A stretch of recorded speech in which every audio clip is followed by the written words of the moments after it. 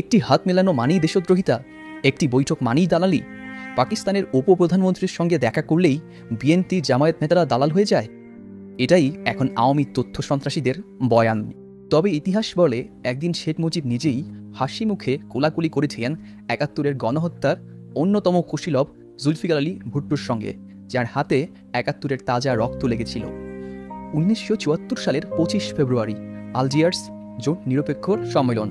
সেই রক্তমাখা পাকিস্তান নেতা যিনি একদিন বলেছিলেন মুজিবকে ফাঁসি দাও, সেই লোকের সঙ্গেই শেখ মুজিব করমর্দন করেছিলেন।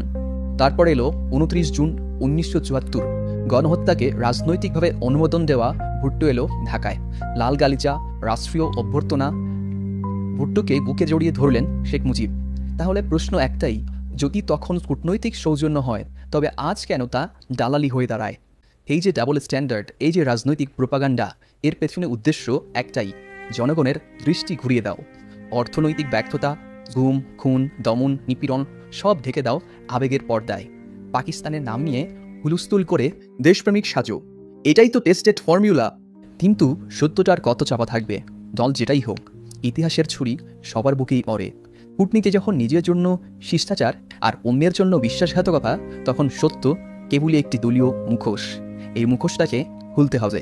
রাজনীতির ছদ্মবেশে সত্য চাপা পড়ে থাকলেও যারা চোখ কান খোলা রাখে তারা এসব প্রোপাগান্ডা চেনে।